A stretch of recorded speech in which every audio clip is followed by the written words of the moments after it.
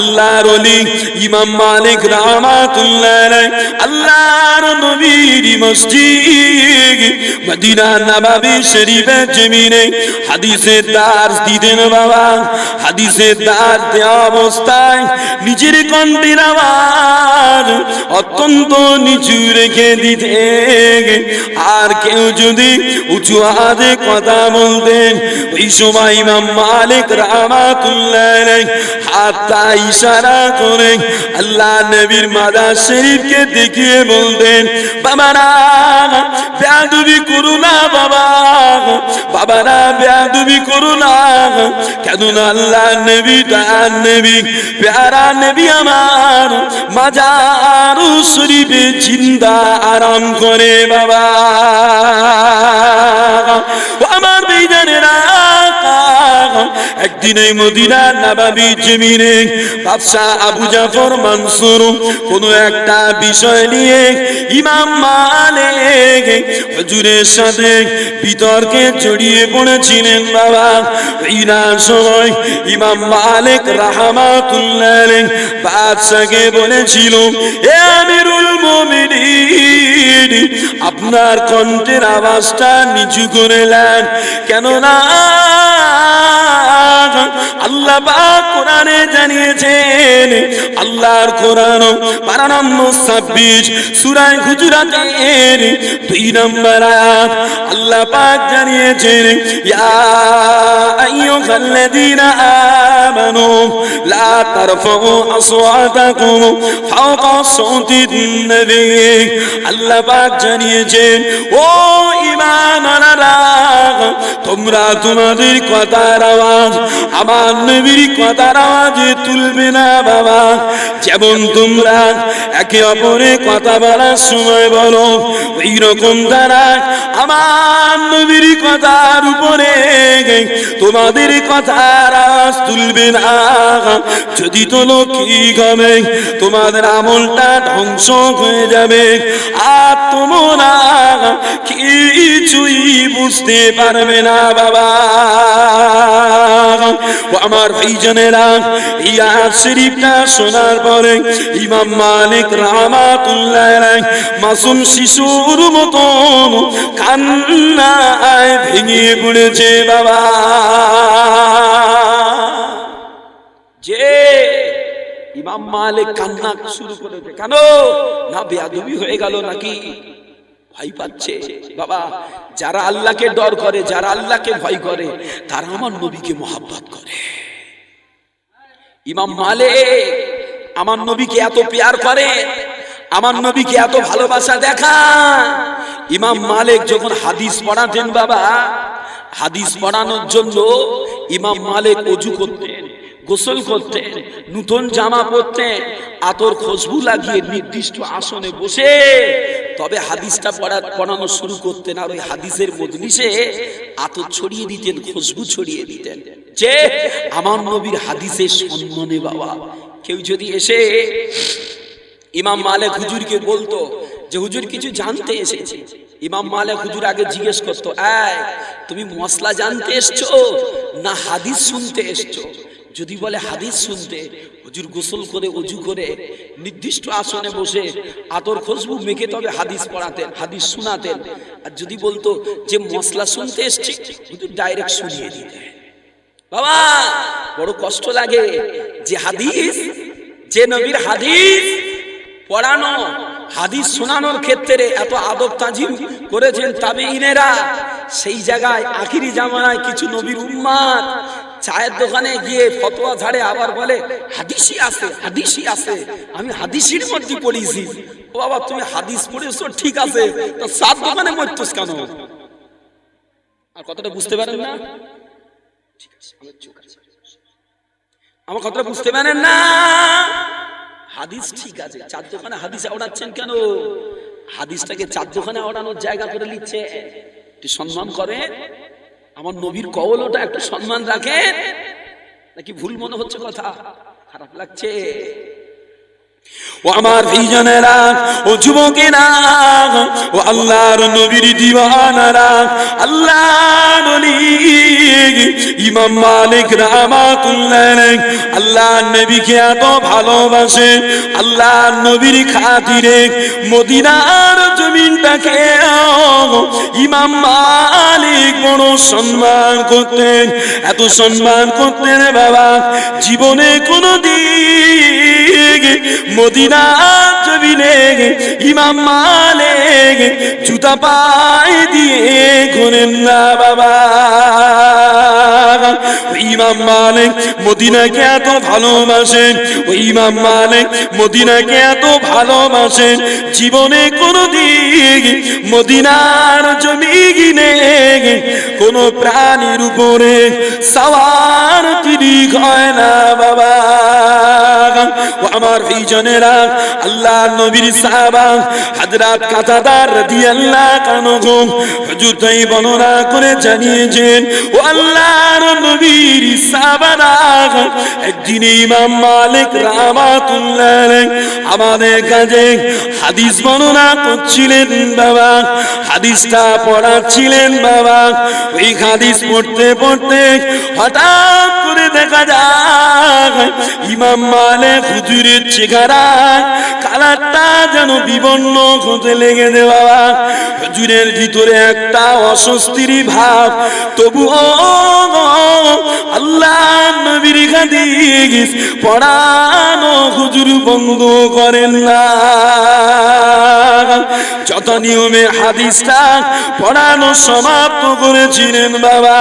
হাদিস পড়ানো হওয়ার পরে আল্লাহ নবী সাহাবা হযরত কাতাদা রাদিয়াল্লাহু আনহু হুজুর আমার জিজ্ঞাসা করেছিলেন, ও আল্লাহর ওলি, ও ইমাম মালিক, আপনি আল্লাহর নবীর হাদিস পড়তে পড়তে কেন আপনি এমন করছিলেন?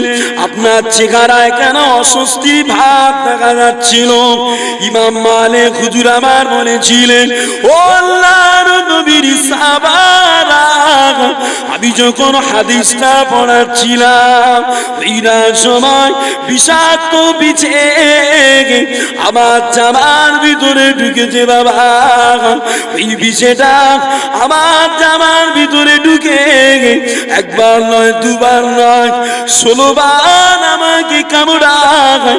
তবু আমি ইমাম মালিক আল্লাহর নবীর হাদিসের সম্মানে হাদিস পড়ানো বন্ধ করি না। আমার ভাইজানেরা, আল্লাহ তাই কোরআন পাকে বলেন, আল্লাহর কোরআন পারা নম্বর 21 সূরা আহজাবের 6 নম্বর আয়াত আল্লাহ পাক বলেন, আন-নবিয়্যু আওলা বিল মুমিনিনা মিন আনফুসিহিম ওয়া আযওয়াজুহু উম্মাহাতুহুম। আল্লাহ পাক জানিয়েছেন, ও ঈমানওয়ালারা, ও ঈমানওয়ালারা, আমার নবী তোমাদের কাছে তোমাদের জানের থেকে আমার নবী বেশি ভালোবাসা পাওয়ার হকদার।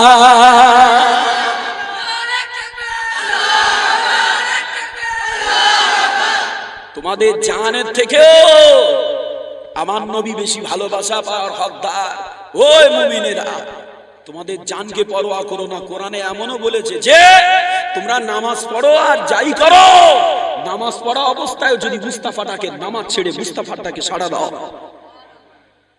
এই আলোচনা আগামীতে ইনশাআল্লাহ পেয়ে যাবে। এখন যেহেতু নবী দিবসের আলোচনা করছি, এটা করে দিচ্ছি। বাবা, ওটা আমার মর্জি, আপনি দিয়েছেন, আপনার ইচ্ছা, ঠিক করেন কেন? ও আমার ভাইজানেরা, জানের থেকে তিরিয়বা করতে হবে, এই বিষয়ে একটু আলোচনা করি বাবা। আল্লাহর নবী, তার নবী আমার একদিন আল্লাহর নবী সাহাবা হযরত উমর ফারুক রাদিয়াল্লাহু আনহু হুজুরকে জিজ্ঞাসা করেছিলেন, ও বাবা উমর, ও বাবা উমর, তোমার অন্তরের অবস্থাটা কি বলো বাবা। উমার হুজুর বলেছিলেন, ও আল্লাহর হাবিবি পাক, আমার অন্তরে আমার সন্তান সন্ততি, আমার ধন সম্পদ, আমার জানের সঙ্গে আপনার ভালোবাসা আমারও কলিজায় রেখেছি গোজর।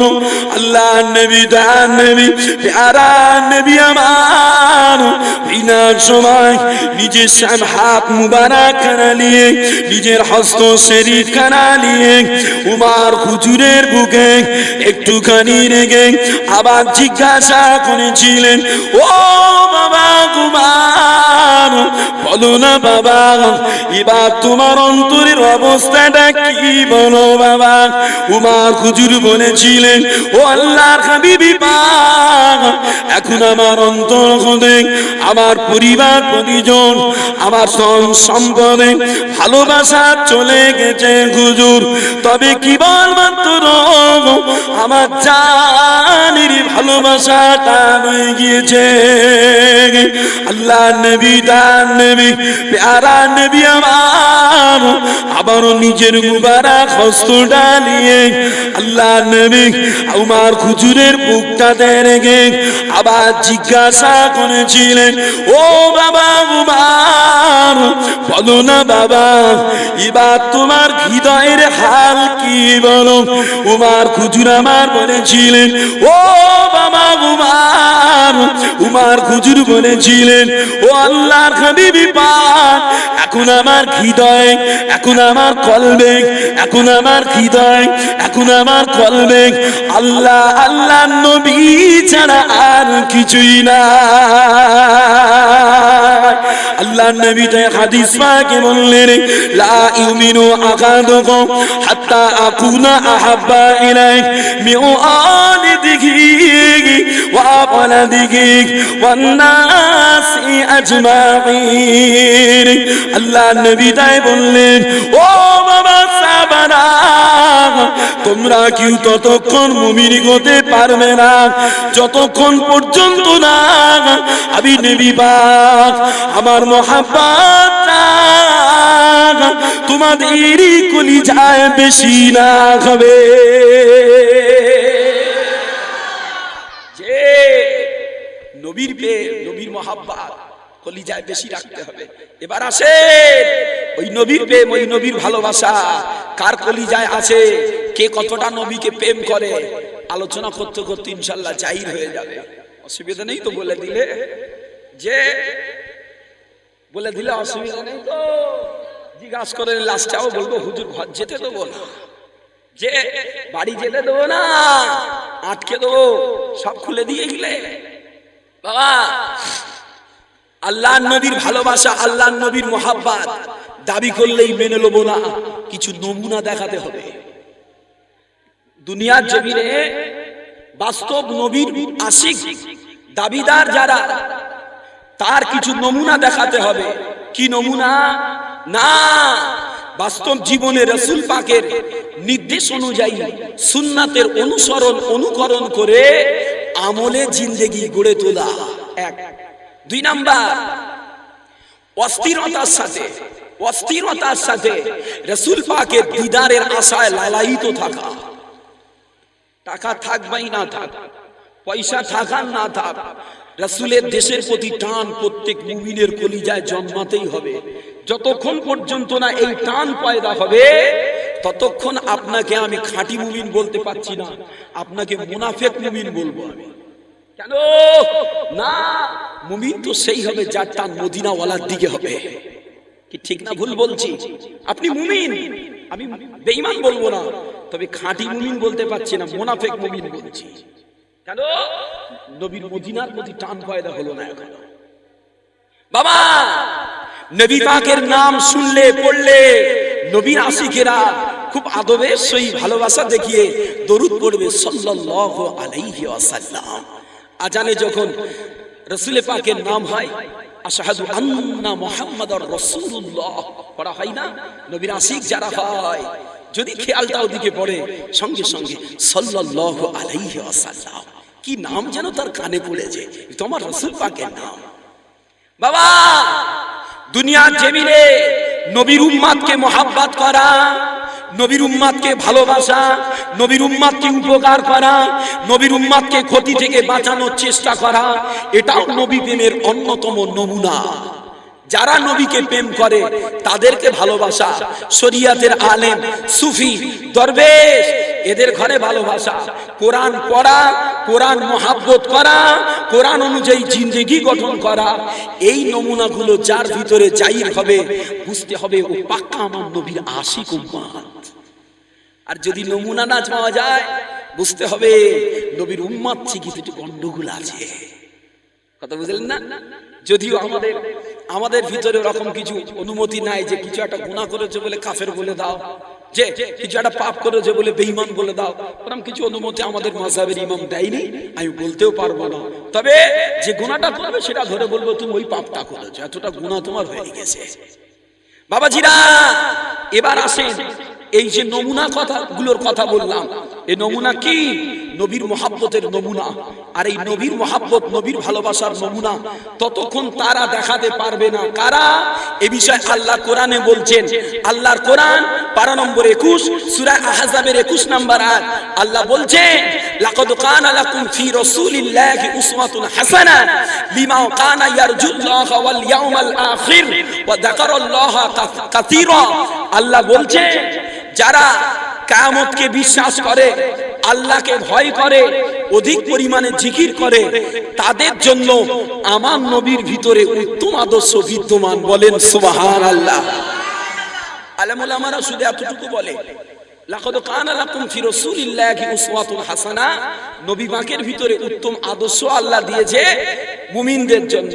কোন মুমিনদের জন্য বলেন, কিন্তু কোরআনে যেটা বলেছে আমি বলে দিলাম, যারা আল্লাহকে ভয় করে, যারা আখিরাতে নাজাতের আশা রাখে, তাদের জন্য নবীর আদর্শ, নবীর সুন্নাতটা বড় মজার হবে। আর আল্লাহর ভয় না থাকলে নবীর সুন্নাত তুলতে মন যাবে না। নবীর মহাব্বত, নবীর ভালোবাসা অন্তরে রাখার কারণে দুটো নিয়ামত হাসিল করা যাবে। কি ও নিয়ামত? একটা হলো ঈমানের স্বাদ, আর একটা হলো আখিরাতে আমার রাসূল পাকের সান্নিধ্য ও শাফাআত। বলেন না সুবহানাল্লাহ। শুধু রাসূলকে ভালোবাসবে, অতএব এখান থেকে বোঝা যায় রাসূলের ভালোবাসা ছাড়া, রাসূল পাকের মহাব্বত ছাড়া কলিজায় ঈমানের নূর কোশ্চিন কালেও পয়দা হবে না, হবে না। বাবাজিরা আল্লাহর নবী, দয়ার নবী তাই হাদিস পাকে বললেন, লা ইউমিনু আহাদুকুম হাত্তা আকুনা আহাব্বা ইলাইহি মিন ওয়ালিদিহি ওয়া ওয়ালাদিহি ওয়ান নাসি আজমাইন। আল্লাহ নবী, দয়ার নবী বলেন, আসো কাছে এসো, বসো। হাওড়া জেলার ছেলেরা তো আমি জানি, তুমি এসো না, এরা বড় মহাব্বতের, এরা নবী দিবস, নবীর আলোচনা, খাস করে নাথ শরীফ, হাওড়া জেলার ছেলেরা নাথ পড়লে খুব খুশ। কি ভুল বলছি কি আমি? হ্যাঁ আমি জানি তো, এ ভিতরে কম আসতে পারে, কিন্তু ওদিকে আসি তো আমি কম বেশি। বসে আল্লাহ নবী, দয়ার নবী তাই বলছেন, বাবা তোমরা ততক্ষণ পূর্ণ মুমিন হতে পারবে না যতক্ষণ পর্যন্ত না আমি নবী, আমার মহাব্বত, আমার ভালোবাসা তোমাদের কলিজায় পিতামাতা, সন্তানাদি, তামাম মানুষ অপেক্ষায় বেশি না রাখতে পারবে, ততক্ষণ তোমরা পূর্ণ মুমিন হতে পারবে না। বাবাজিরা, আর এই পূর্ণ মুমিন যারা হবে তাদের সম্পর্কে আল্লাহর নবী বলছেন, ঈমান এমন এক নেয়ামত, ঈমানের কারণে বান্দার জান্নাত ওয়াজিব হয়ে যায়, আর শিরকি কুফরির কারণে বান্দার জন্য জাহান্নাম ওয়াজিব হয়ে যায়। ভালো করে বুঝবে। আর ঈমানদারদের ভিতরে আর এই নবীর মহাব্বত, নবীর ভালোবাসা, নবীর প্রেম অন্তরে ততক্ষণ দাঁড় করিয়ে রাখা যাবে না যতক্ষণ পর্যন্ত না নবী সাহাবাদের জীবন আদর্শ ফলো করা হবে, দেখা হবে। বলবেন হুজুর দলিল দেন?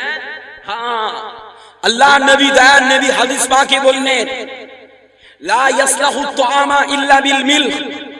আল্লাহ নবী, দয়ার নবী বলছেন, লবণ ছাড়া খাদ্য সুস্বাদু হয় না। মাসালু আসহাবি ফি উম্মতি কাল মিলহি ফি তুআম, আল্লাহর নবী তাই বলছে, আমার উম্মতের কাছে আমার সাহাবাদের উপমা হলো খাদ্যের লবণের মতো। যেমন লবণ ছাড়া খাদ্য সুস্বাদু হয় না, তেমন আমার উম্মতের ভিতরে আমার সাহাবাদের জীবন আদর্শ ফলো করা ছাড়া ওরা কলিজায় ঈমানের নূর দাঁড় করাতে পারবে না। কথা বুঝতে পারছেন? সাহাবাদেরকে মানতে হবে, ভালোবাসতে হবে। কেন? আর শুধু সাহাবা না, বরং সাহাবা, তাবিঈ, তাবে তাবিঈ, আইমায়ে মুস্তাহিদিন, ইমানদার, ফকিহ, আবদান, মাযহাবের ইমাম, তরিকার পীর মাশায়েখ, এনাদের ঘরেও ভালোবাসা মোহাব্বত রাখতে হবে। দলিল আল্লাহ নবী হাদিস পাকে বলছেন, খায়রু উম্মতি করনি, সর্বোত্তম লোক হলো আমার যুগের লোক, অর্থাৎ আমার সাহাবারা। বলেন না সুবহানাল্লাহ, আর মোহাব্বতে বলেন না সুবহানাল্লাহ। আল্লাহ নবী দয়ার নবী আবার বলেন, সুম্মাল্লাযীনা ইয়ালুনাহুম, তারপরে উত্তম হলো তাবেঈদের যুগ, যারা আমার সাহাবাদেরকে দেখবে। যে সুম্মাল্লাযীনা ইয়ালুনাহুম, আল্লাহ নবী বলছে তারপরে হলো তার পরবর্তী যুগেরা, অর্থাৎ তাবে তাবেঈনেরা। এইভাবে যত যুগ বাড়তে থাকবে, মুমিনের কলিজায় ঈমানের নূর তত কমজোর হয়ে যাবে। আজকে ভালো করে বুঝবে, পাঁচ হুজুরকে আমাদের বাপেরা, দাদুরা, পরদাদুরা পাঁচ হুজুরকে, দাদা হুজুরকে যেভাবে মোহাব্বত করত, যেভাবে তাদের প্রতি আদব করত, তাদের ছেলেদের ঘরে আমরা সেভাবে পারি কি? পারি না। কেন? যেমন পাঁচ হুজুরের মতো তাদের ছেলেরা অত কংক্রিট হতে পারবে না। কেন? যত দিন যাবে ঈমানের নূর কমজোর হবে। এ কথা পীরজাদা ভাইরাও স্বীকার করবে। আমার কথা না, দলিলের কথা। কথা বুঝতে পারেন না? যত দিন যাবে ঈমানের নূর কমজোর হতে থাকবে বাবা। অতএব সাহাবা, তাবে তাবেঈদের মোহাব্বত, ভালোবাসা কলিজায় রাখা ছাড়া, যে এদের জীবন আদর্শ ফলো করা দেখা ছাড়া নবীর মোহাব্বত দাঁড় করিয়ে রাখা যাবে না। এবার আসেন, নবীকে ভালোবাসলে ঈমানদার হওয়া যায়। আর ঈমানদারদের ভিতরে কোন ঈমানদারেরা সহজে আল্লাহর জান্নাত পাবে? ঈমানদারদের ভিতরে কোন ঈমানদারেরা সহজে আল্লাহর জান্নাতে চলে যাবে? এ বিষয়ে আল্লাহর কোরআন পারা নম্বর 8 সূরা আরাফের 157 নম্বর আয়াত আল্লাহ পাক বলছেন, ফাল্লাযীনা আমানু বিহি ওয়া আযযারুহু ওয়া নাসারুহু ওয়াত্তাবাউন নূরাল্লাযী উনজিলা মাআহু। আল্লাহ পাক কোরআনে বলেন, যারা আমার নবীর প্রতি ঈমান আনে, যারা আমার নবীকে সম্মান করে, যারা আমার নবীকে সাহায্য করে, যারা আমার নবীর উপরে যে কোরআন এসেছে এই কোরআন অনুযায়ী জিন্দেগি গঠন করে, বাবা এরা হবে মুফলিহুন, এরা হবে কামিয়াবি। আর এই মুফলিহুনেরাই সহজে আল্লাহর জান্নাতে যাবে। বলেন সুবহানাল্লাহ। এবার প্রশ্ন এক জায়গায়, আল্লাহ যে কোরআনে বললেন আমার নবীকে সম্মান করো, আমার নবীকে সম্মান করো, তো নবীকে কি করে সম্মান করবে? নবী আপনি কি চোখে দেখেছে? চোখে তো দেখি না, তাহলে কি করে সম্মান করব? না, রাসূল পাকের মাজার শরীফের কাছে যদি আল্লাহ লি যায় কোনদিন, বাবা যে ভালোবাসা, আদব, সম্মান দিয়ে যেতে হবে। নবী পাকের নাম শুনলে, পড়লে দরুদ শরীফ পড়তে হবে। রাসূলের হাদিস শরীফ, মিলাদ শরীফ, সালাম শরীফ, কায়াম শরীফ, এই সমস্ত আলোচনার মজলিসে ওযু হয়ে, যে সুন্নতি পোশাক পরে পবিত্র হয়ে, মন দিল নরম করে রাসূলের মোহাব্বত নিয়ে আদবের সেই আশা বসা, এটাই রাসূলের প্রতি সম্মান দেখানোর অন্যতম মাধ্যম। আমি তাই একটা কথা বলি বাবা, নবী দিবসের মাহফিল যদি কেউ না করে, তার আমলনামায় গুনাহ লেখা হবে না। কিন্তু কেউ মাহফিল করবে, কেউ মাহফিলে আসবে আর বেয়াদবি করবে, ছাড় হবে না, ছাড় হবে না। কেন? আল্লাহর শানে কুফরি করলে বাবা জাহান্নামে যাবে, তারপরেও আশা রাখা যায় যদি ঈমান দিয়ে যায় একদিন জান্নাত পাবে। কিন্তু মুস্তাফার শানে বেয়াদবি করলে তার কোনো তওবা নাই। কেন? একটা হুকুকুল্লাহ, একটা হুকুকুল ইবাদ। আল্লাহর শানে বেয়াদবি ওটা হুকুকুল্লাহ, আর মুস্তাফার শানে বেয়াদবি হুকুকুল ইবাদ। হুকুকুল ইবাদ নষ্ট হলে বান্দার কাছে গিয়ে ক্ষমা চাইতে হবে, মদিনায় গিয়ে ক্ষমা চেয়ে আসতে হবে। যে যদি সম্ভব না হয় ওর উপরে ফতোয়া হলো মান সাব্বা নবিয়ান ফাকতুল, যে আমার নবীর শানে বেয়াদবি করে তার গর্দান জুদা করে দাও, বেঁচে থাকার অধিকার নাই। ওই জন্য তো মুসলমানের এত ক্ষতি হয় বাবা। দেখি তো জানে মেরে দিচ্ছে, পিটিয়ে মেরে দিচ্ছে, ইজ্জত লুটে নিচ্ছে বাবা, টাকা পয়সা নষ্ট করে দিচ্ছে, ব্যবসা নষ্ট করে দিচ্ছে।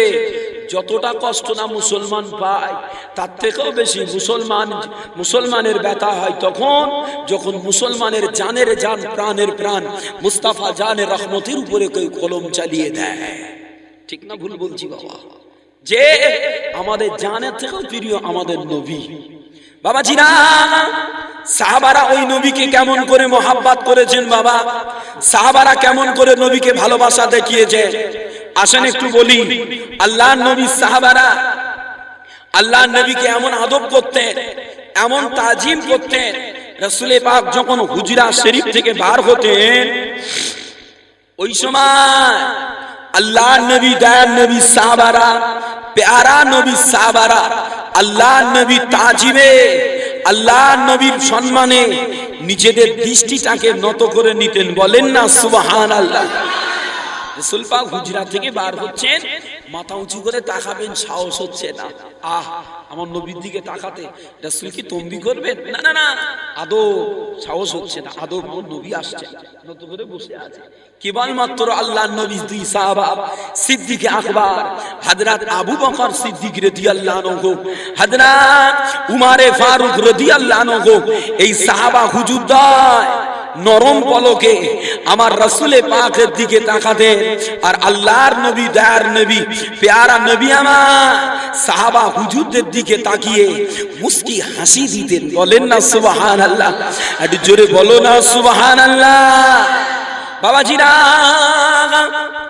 আল্লাহর নবী, দয়ার নবী, প্যারা নবীর হায়াতে জিন্দেগিতে সাহাবা হুজুরগান যেমন নবীকে সম্মান করতেন, ভালোবাসতেন, ওয়াফাতের পরেও ঠিক তেমন সম্মান করতেন। যেমন আল্লাহর নবীর ওয়াফাতের পরে আল্লাহর নবীর আলোচনায় রাসূল হারানো বিরহে সাহাবা হুজুরেরা কেঁদে কেঁদে কেঁদে কেঁদে নিজেদের বুকের জামাটাও ভিজিয়ে দিতেন। বলেন না সুবহানাল্লাহ। কি মহব্বত!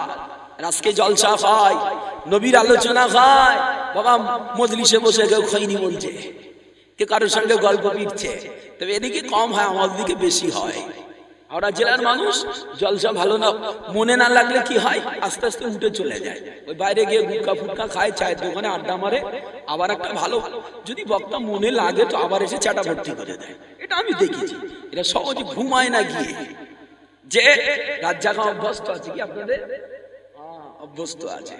বাবাজিরা, খাস করে আল্লাহ নবীর বড় সাহাবা সিদ্দিক আকবর হযরত আবু বকর সিদ্দিক রাদিয়াল্লাহু আনহু, যে আল্লাহ নবীর ওয়াফাতের পরে রাসূল পাকের কথা মনে হলে কেঁদে কেঁদে কেঁদে কেঁদে মাঝে মধ্যে বেহুশ হয়ে জমিনে পড়েও যেতে, এত ভালোবাসতেন। যে আল্লাহ নবী সাহাবা হযরত উমর ফারুকের সময় কেউ যদি মসজিদে নববীতে, আমার নবী নিজে হাতে যে মসজিদ তৈরি করেছেন সাহাবা হুজুরদের নিয়ে, ওই নববী শরীফে কেউ যদি উঁচু আওয়াজে কথা বলতো, উমর ফারুক রাদিয়াল্লাহু আনহু হাতে থাকা লাঠিটা নিয়ে মাথায় হালকা করে টাচ করে বলতো, বাবা বেয়াদবি করো না, নববী শরীফের পাশে আমার রাসূলে পাক জিন্দা আরাম করেন। বলেন না সুবহানাল্লাহ। বাবাজিরা, শুধু সাহাবা হুজুরেরা নয়, তবে তাবিঈনেরাও এমন মোহাব্বত দেখিয়েছে। হাদিসের বিখ্যাত মুহাদ্দিস বাবা ইমাম জগতের শেখ হযরত ইমাম মালিক রাহমাতুল্লাহ আলাইহি, যে যিনি তাবিঈদের ভিতরে পড়েন, উনি ওই আল্লাহর নবীর মসজিদ নববী শরীফের জমিনে হাদিসের পাঠ দান করতেন, হাদিস পড়াতেন। বাবা ওই হাদিস পড়ানো অবস্থায় ইমাম মালিক রাহমাতুল্লাহ আলাইহি নিজের কণ্ঠের আওয়াজটা খুব খাটো রেখে দিতেন, যাতে উঁচু হয়ে না যায়, বেয়াদবি না হয়।